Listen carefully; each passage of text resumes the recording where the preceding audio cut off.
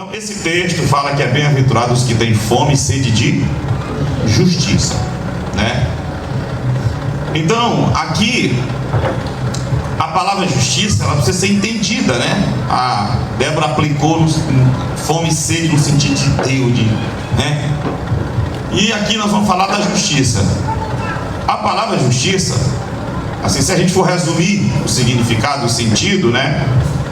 É a vontade de Deus. O que é a justiça no nosso país? É, na verdade, um conjunto, né, de normas e leis e órgãos públicos que fazem cumprir essa lei, essa norma, o que é a legislação, né, se chama justiça, né? E a palavra justiça pode ser aplicada em vários contextos, vários sentidos, né? Justiça pode ser poder judiciário. Isso aí é uma injustiça, tá? Um caso que a gente vê que está sendo descumprido vamos dizer, uma regra, uma lei, uma determinação, né, justa, está sendo descumprida, a gente chama de injustiça. E exatamente a palavra justiça aplicada aqui na Bíblia, né, Paulo usa muito essa palavra justiça em Romanos, né, logo Romanos primeiro diz que a justiça de Deus, ela se revela no Evangelho. Quem já leu esse texto, diga amém. Então, a justiça de Deus, ela está no Evangelho, se revela, se mostra para nós. Então, o que é justiça aqui? Fome e sede de justiça. É a aprovação de Deus. É o que Deus quer. É como Deus estivesse dizendo assim: você é um cidadão da terra, você precisa, para ser justo, andar em justiça, né? Andar na justiça desse mundo, observar as leis da terra. Você quer viver para mim, precisa observar as minhas leis, o que eu quero que vocês vivam, a minha vontade. E Paulo diz: a justiça de Deus está no Evangelho.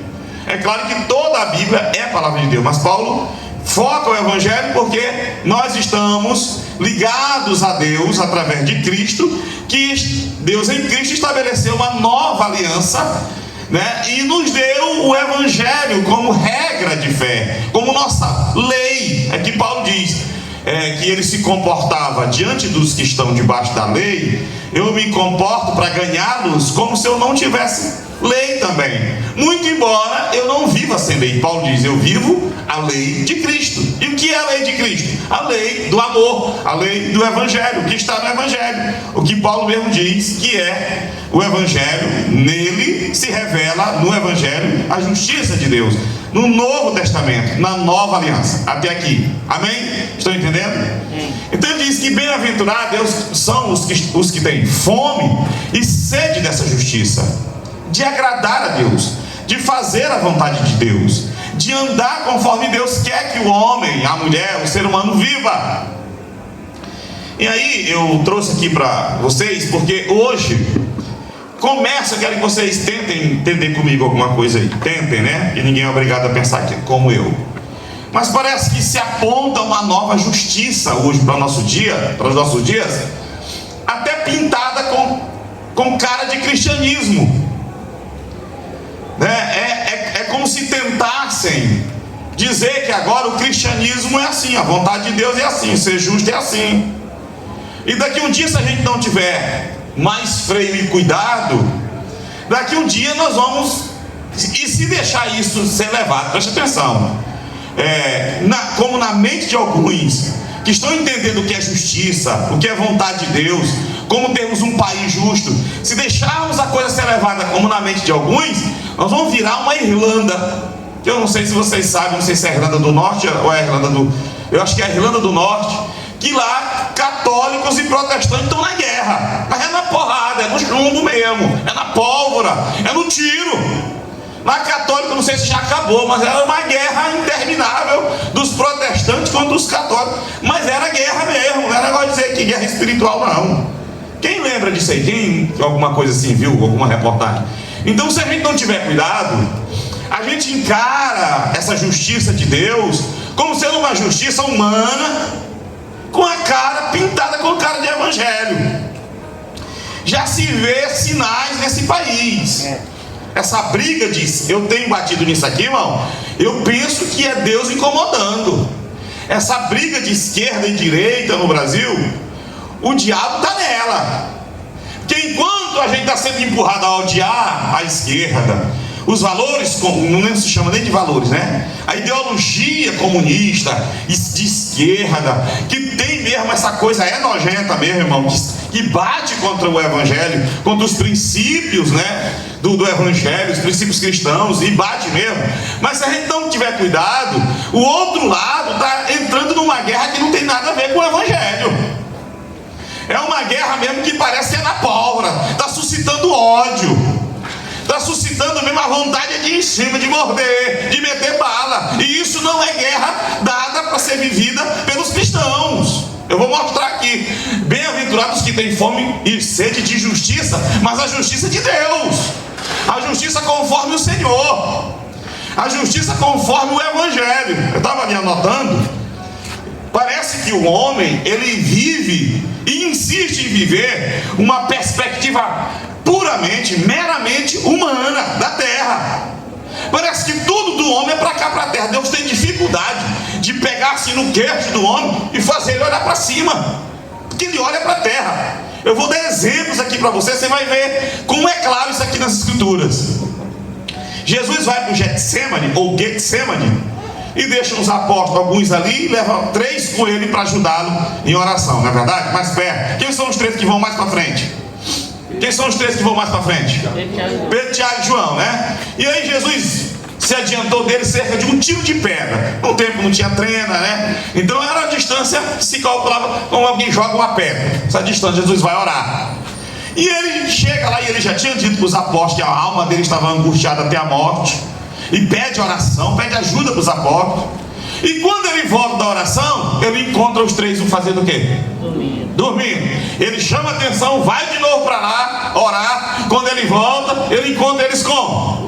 E assim vai até o fim. Quando ele vem a última vez, que ele se levanta, pronto, agora se não orar, ó, já era, o tentador já vai chegando. E lá vem Judas conduzindo uma turma de gente, tudo com tocha, com lanterna. Não existia lanterna pilha, mas era aquela, era chamada lanterna, alguma coisa dentro de tocha de fogo.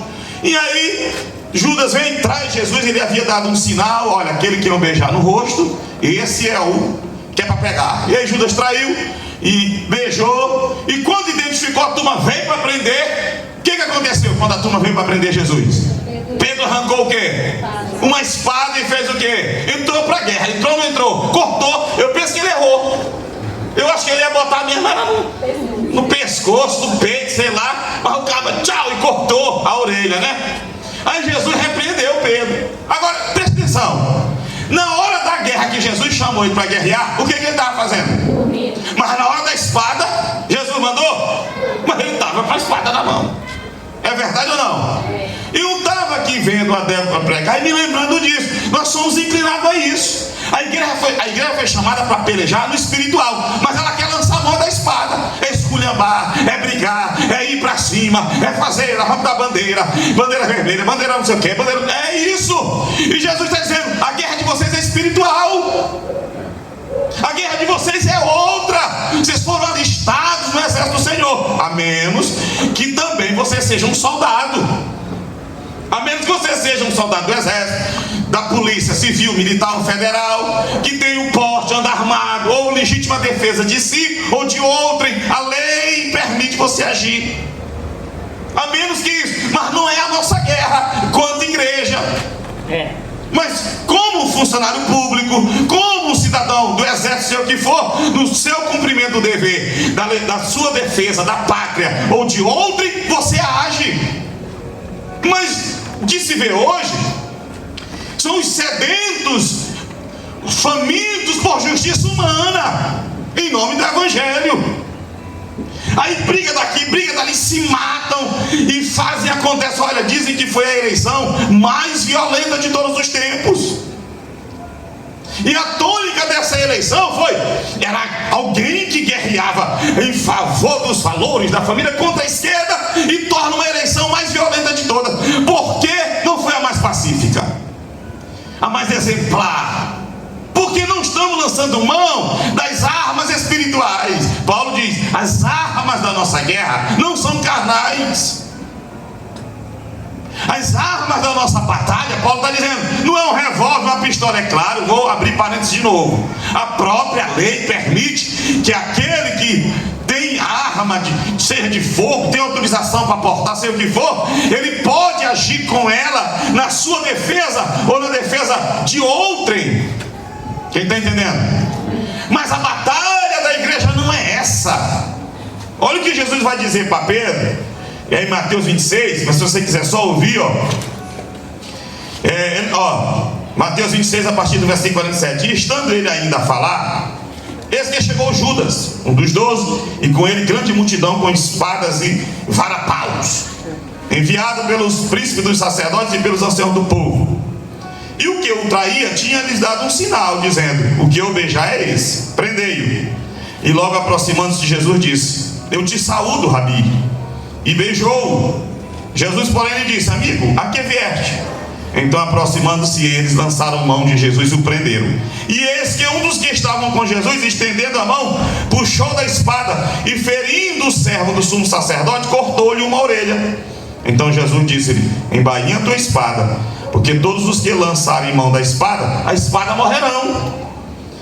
Ou pensas tu que eu não poderia agora orar a meu Pai, e que ele não me daria mais de 12 legiões de anjos? Como, pois, se cumpririam as escrituras que dizem que assim não convém que aconteça? Vocês estão entendendo? Porque nós temos essa facilidade, o ser humano tem essa facilidade de fazer a guerra errada. O espiritual é complicado, porque tem que ter fé, como a Michele pregou aqui. Tem que ter uma visão, tem que ter entendimento. Olha um texto interessante que Jesus fala. Quando Pilatos faz uma pergunta para ele, né, sobre o reino dele, é João 18. E aí Jesus vai falar do seu reino. E nós somos ou não somos súditos do reino de Cristo enquanto igreja? É claro que aqui, se tivesse algum soldado, aqui se tivesse algum do exército, algum policial, alguma coisa aqui, ou até que não seja, mas até o ser humano, quando se sente, até o animal, quando se sente acuado, ele age em sua legítima defesa, sim ou não? Fica violento, mata. Então o ser humano também tem isso. Então isso aqui não se aplica. Jesus está falando é a peleja da igreja, é a peleja, é a guerra da igreja. A luta da igreja não é essa com armas. Agora Deus também manda fazer, e Ele manda as autoridades. Ele diz: olha, você procura se comportar bem, porque senão a autoridade traz a espada. Romanos 13. Honra as autoridades, respeita, faz o bem, anda direitinho, senão a autoridade te traz a espada. O que é a espada ali? É para fazer assim? Prende uma pessoa, um malfeitor, e Paulo está dizendo: cuidado, que a autoridade vai te pegar a espada e vai fazer assim. Cuidado. Não, espada era morte.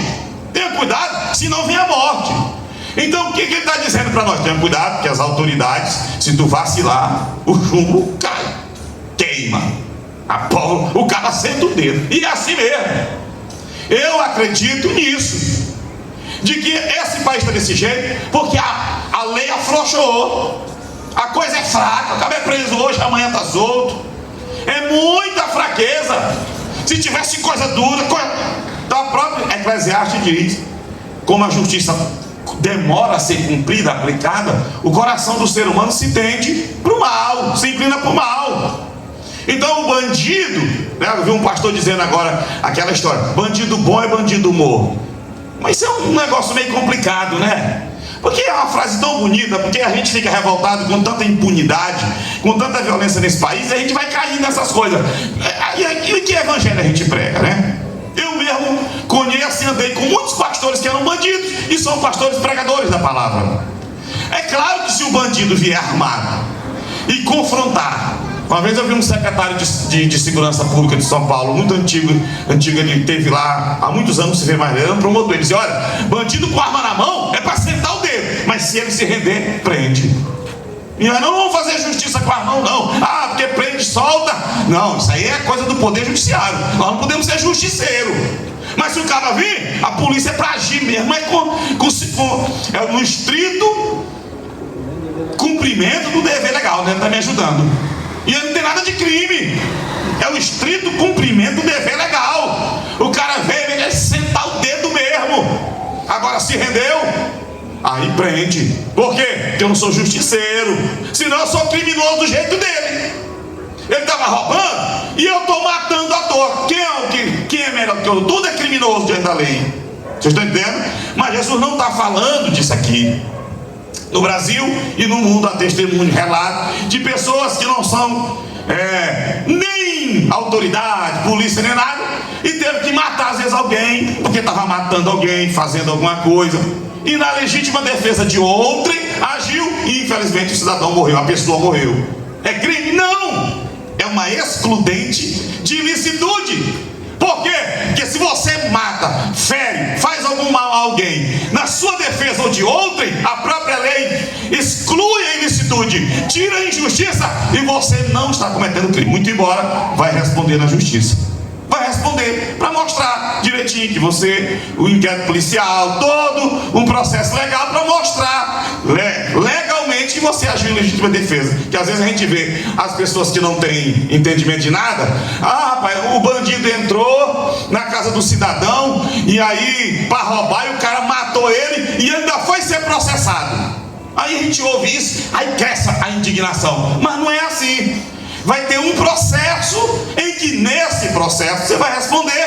E não é só de boca. Não, o cara entrou, eu matei. Não. Vai ter depoimento, você vai falar e vai dizer em que circunstância. O processo é para isso. Não é para condenar. Ah, pastor, mas eu vi um caso ali que condenaram o cara. Aí é caso isolado. O que a lei diz é diferente. Quem está entendendo até aqui? Mas não tem nada a ver com a guerra do mundo, do reino, da peleja das coisas de Cristo. Olha o que Jesus vai dizer para Pilatos em João 18, ó. João 18, 36. Respondeu Jesus: o meu reino não é deste mundo. Se o meu reino fosse deste mundo, pelejaria os meus servos, para que eu não fosse entregue aos judeus. Mas agora o meu reino não é daqui. Aí Pilatos disse para ele, disse-lhe, pois, Pilatos: logo, tu és rei? Jesus respondeu: tu dizes que eu sou rei. Eu para isso nasci, para ser rei, e para isso vim ao mundo, a fim de dar testemunho da verdade. Todo aquele que é da verdade ouve a minha voz. Aí Pilatos vai perguntar: o que é a verdade? Aí continua, né? Então ele está dizendo: se o meu reino fosse dessa terra, meus servos iam pegar na espada e iam guerrear mesmo. Tu pensa que se meu reino fosse daqui, os meus servos iam deixar eu ser preso desse jeito? É isso que ele está dizendo. Vocês leram aí comigo? É claro que se o meu reino, mas meu reino não é daqui.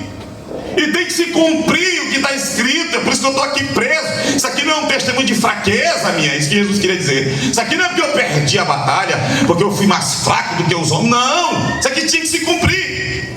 Porque o meu reino não é deste mundo. E eu vou comprar um exército. Não é com a espada na mão, é na cruz. Que eu vou lá para perdoá-los, que eu vou levar os pecados deles, e estou ensinando e treinando para levantar um exército que vão pelejar, não por esse mundo. Claro que nós não podemos ser negligentes quanto ao dever, mas observa que todo o investimento de Deus é arrebanhar e salvar as pessoas desse mundo, porque Ele já vê um reino eterno. Aqui é o estágio probatório. É como se Deus dissesse: ó, eu vou levantar um exército, eu vou levantar um povo para arrebanhar, ganhar, despovoar o inferno e povoar o céu, porque eu tenho um reino preparado. O que Jesus disse em João? É 15, 14 ou é 15? Que Jesus disse que não ia deixar a igreja órfã. Mas eu vou para o Pai. E Ele está dizendo: na casa do meu Pai há muitas moradas. O que Ele quer dizer para nós é que nós não vamos ser negligentes aqui, nem devemos ser ociosos, negligentes. Mas não é para cá que o nosso olho deve estar. Se fosse Abraão, seria um grande fazendeiro e proprietário. Quem sabe o que Abraão teve nessa terra? Quem sabe? Quem sabe o que Abraão possuiu nessa terra? Muito embora sendo muito rico, apenas um pedaço de terra que ele comprou para enterrar sua esposa. A Bíblia diz que ele não olhava para cá, mas olhava para a cidade que tem fundamento. Ele esperava o outro mundo. Abraão viveu para o mundo vindouro e não para esse. E Paulo chega a dizer em 1 Coríntios 15 que aqueles que esperam em Cristo só nessa vida são os mais miseráveis de todos os homens, porque tudo está sendo desenrolado, feito, construído, coisas desfeitas, plantadas, arrancadas. Para quê? Porque Deus está preparando um reino eterno para o seu povo. É por isso que Paulo escrevendo aos Colossenses, diz: olha, se vocês já ressuscitaram com Cristo, agora busque as coisas que são de cima. Se vocês já ressuscitaram com Cristo, agora pense nas coisas de cima. É para lá. A igreja primitiva, ela era forte porque ela orava assim: Maranata, ora vem Senhor Jesus, vem nos buscar, vem a hora, vem estabelecer teu reino e nos levar para ti. Jesus disse: eu vou, mas não vos deixarei órfão, virei outra vez para levar para mim mesmo, para que onde estejais, para que onde eu esteja, estejais vós também. Jesus falou ou não falou? Mas nós não podemos nos deixar levar pela injustiça que se vê nesse mundo, pregar um evangelho que Cristo não ensinou, um evangelho que Cristo não pregou, um evangelho divorciado do evangelho de Cristo. E aí Paulo diz: se vier alguém pregando outro evangelho, que não é esse evangelho que eu ensinei, pode ser um anjo do céu, mas que seja anátema, porque o evangelho é esse que eu ensinei. Fora daí é maldição. Vocês estão entendendo? Quem está entendendo? Eu quero só citar outros textos que Jesus foi falando aqui. Eu estava dizendo no início da expectativa do homem. Eu disse que era rápido, né? Deus tem dificuldade de fazer o homem olhar para a eternidade. É como se ele se tornasse um bestão, dele investir na eternidade. Um dia Pedro olhou para Jesus e disse: mestre, e nós que deixamos tudo para te seguir? Olha a pergunta dele: e nós, Senhor? Porque o Senhor, nós estávamos lá investindo nossa vida, limpando as redes, nós éramos empresários, e o Senhor disse: vem, nós viemos tudinho, largamos tudo. E nós, que largamos tudo por causa de ti? Aí Jesus vai falar: pare de ir. Eles largaram tudo, porque eles viam a vida vindoura, eles viam o mundo vindouro. A expectativa deles não estava nas coisas da terra. E está se levantando um exército desse país, que nem é na Irlanda, que quer pegar no cabo da arma, da foice, e entrar na porrada, e xingar, e arrebentar, e morder o pescoço, e cortar o pescoço. O evangelho não é esse.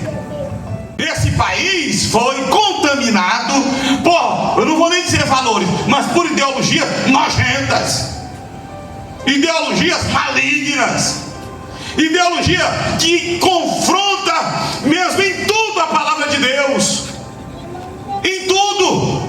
Eu sei disso, que grupos aí políticos que vieram governando, liderando esse país há muito tempo, encaminhou essa nação assim.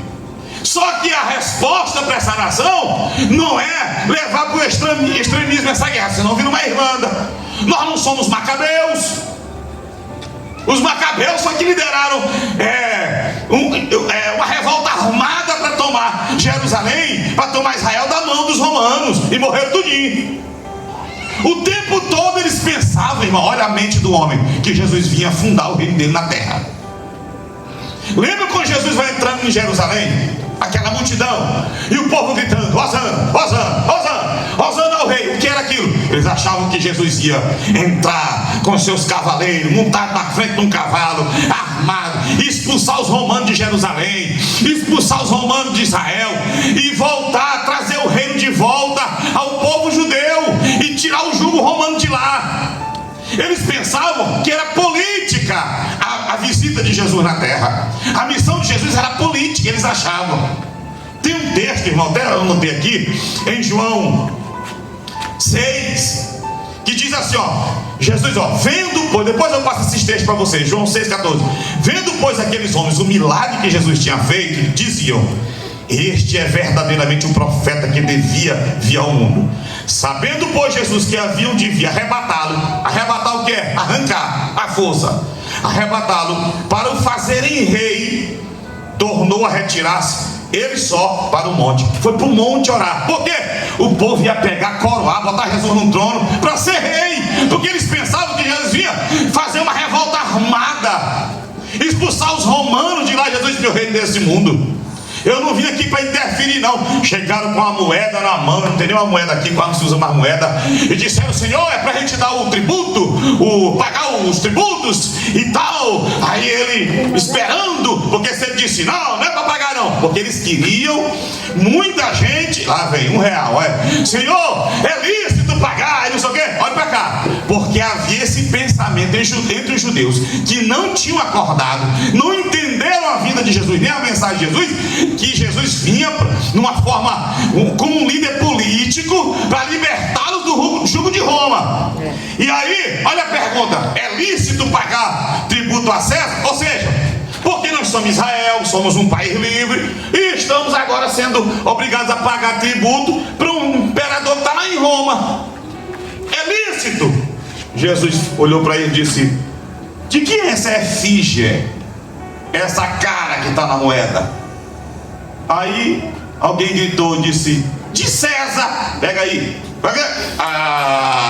Aí disseram: de César. Aí Jesus disse, eles esperavam Jesus dizer: de hoje em diante ninguém paga mais tributo, porque Israel é livre. Não. De quem é essa carinha que está aqui? É de César. Por dai a César o que é de César, e dai a Deus o que é de Deus. Jesus não tem nada a ver com isso. Chegou um dia um camarada, Jesus está ministrando uma multidão: Senhor, manda meu irmão me dar minha parte na herança. Ele está me enrolando aí numa herança aí. Manda ele dar minha parte aí. Jesus disse: ei, quem foi que te disse que eu fui constituído repartidor entre vocês? Quem foi que te disse que eu vim para isso? E me envolver nessa briga de vocês. Eu vim trazer uma mensagem de salvação para quem quiser fazer parte do meu reino. E meu reino não é desse mundo. O evangelho eu estou pregando. Quem quer está aqui, quem não quer vai viver para lá.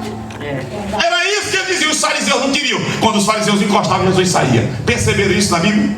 Que quando os fariseus chegavam, ele saía. Por quê? Queriam argumentar, queriam briga, queriam discussões, mas não queriam ouvir o evangelho. E o evangelho que se prega, que Deus quer que a gente pregue, é de paz, de justiça, de paz. E quando fala de justiça, é a justiça de Deus, que muitas vezes manda matar. Por que Saul errou? Quando Deus mandou ele dos Amalequitas. Como foi que uma das coisas que Samuel chamou ele a atenção? Foram algumas coisas, né? A primeira, quem lembra? Vai dos Amalequitas, mata todo mundo, homem, mulher, criança, animal, boi, tudo é para matar. Saul disse: parei. Saul saiu, Samuel trouxe a palavra de Deus, foi orar, foi para a casa dele. E aí quando voltou lá, Saul estava no acampamento. E aí Samuel chegou e viu o quê? Quem lembra? Mugido de boi, balido, né? Balido, mugido, eu não entendo, não sou criador, é Enoque aqui, né? As ovelhas berrando para colar, o boi mugindo para colar. Aí Samuel entrou no arraial e disse: Saul, que mugido de boi, balido de boi, berro de jumento, de ronco, rinchado de jumento, e coisa de ovelha, o que é esse negócio aqui que eu estou ouvindo aqui? Aí Saul olhou para ele e disse: é porque a gente escolheu os melhores bois, os animais bem bonitinhos, para a gente sacrificar ao Senhor. Aí Deus disse, aí Samuel disse: vem cá, Saul, e Deus se agrada mais de sacrifício do que se obedeça a sua palavra? Ele não mandou matar, rapaz, o que tu traz vivo? Aí Samuel vai entrando, eu penso assim, né? Isso aqui, a Bíblia mostra lá, eu estou aqui conjecturando, né? Uma conjectura dentro da Bíblia. Aí ele vai entrando, tá lá o rei, Agag, né? Agag é o nome dele? Tá lá, bonitão, Aí o Samuel olhou, Samuel era um homem de Deus ou não era? Se vem cá, Saul, e ele está vivo por quê? Deus não mandou matar. Para não sei o quê. Ele pegou uma espada e matou. Ele pecou? Não. Ele matou, ele pecou? Não. Por que ele não pecou? Porque pecado é transgressão da vontade de Deus. É transgredir, desobedecer a palavra. E a palavra de Deus era para matar. Então há uma palavra dizendo: cuidado com as autoridades. Alguém que entra, rapaz, o policial no interior. Quando eu entrei para a polícia, irmão, há muitos anos atrás, tinha irmão escandalizado lá na Assembleia de Deus que eu congregava, porque eu andava armado. Ele ia andar com a caneta, com a colher de pedreiro. Mas o Estado dá, irmão, que as pessoas têm dificuldade de conhecer a vontade de Deus, a palavra. tem coisa que, sabe? Meu Deus, aquele irmão fez isso. Meu Deus, aquele irmão com uma faca, com um revólver, com não sei o que. Meu irmão, é uma autoridade, tá? Deus autorizou, é para sentar o dedo mesmo. Se tiver dentro do que a lei determina. Quem está entendendo? Agora, em se tratando de evangelho, de obra de Deus, Deus não quer uma revolta armada. Deus não quer o Brasil como uma Irlanda. Deus quer tirar esse país do jugo e das garras desses, de novo, valores não, dessa ideologia de esquerda e comunista que ataca os valores cristãos. Deus não quer tirar de outra forma, não quer tirar com o evangelho. Porque senão a gente sai de uma prisão e entra noutra, sai de um erro e coloca em outro. Deus não quer nada de esquerda nem de direita. Deus quer equilíbrio. Deus quer o centro da vontade dele. E aí o que se diz é: você é cristão, você aceita ser cristão, você crê no evangelho. Então, se você crê, receba essa mensagem, porque ela é bíblica. É difícil que a gente fique instigado. Olha, Pedro não quis orar, mas na hora da espada, estou aqui. E tem gente assim hoje. Chama essa turma de gente brava aí, irmão, que quer matar os comunistas do Brasil, e vice-versa, chama para orar, chama para se render à palavra, para viver a palavra, para se submeter à palavra. Não querem dormir, que nem Pedro, querem outras coisas, mas não querem viver o que Deus está mandando. A igreja vive pela obediência à palavra de Deus. Quem está entendendo? Essa mensagem é para que eu prego aqui, é para você pregar. Sabe por quê? Porque Deus tem nos incomodado. E eu louvei a Deus que outro dia eu vi um pastor que eu digo: meu Deus, parece que a gente está só. É preciso a igreja perceber as coisas, porque nós podemos. Olha, irmão, se Jesus não tivesse sido firme no propósito dele, ele tinha caído naquelas conversas. Iam fazê-lo rei. Começou o ministério com o diabo oferecendo o mundo. Ele disse: eu não quero o mundo, eu quero o ministério, eu quero a cruz. Eu não abro mão dos propósitos, mas eu vou te dar todos esses reinos, eu vou te dar tudo isso com as suas glórias. Só tem uma coisa: se prostra e me adora. E aí ele mandou Satanás, não foi? Vai-te, Satanás, porque está escrito: somente ao Senhor adorarás, só a Ele prestarás culto. E eu presto culto quando eu creio. Se eu creio que eu devo fazer uma revolta armada, e que nesse país, se eu entro nessa conversa aí, eu estou me excluindo do evangelho. Porque o evangelho, o primeiro passo é crer na mensagem do Senhor. E a igreja precisa estar acordada para isso. Quando a Débora dizia isso aqui, irmão, pregava dizendo: justiça de Deus, bem-aventurado os que têm fome e sede de justiça. Que justiça é? De Deus. E a justiça de Deus está revelada onde? No evangelho. Amar o evangelho, entender o evangelho e viver o evangelho. Fique de pé e acorde quem estava dormindo.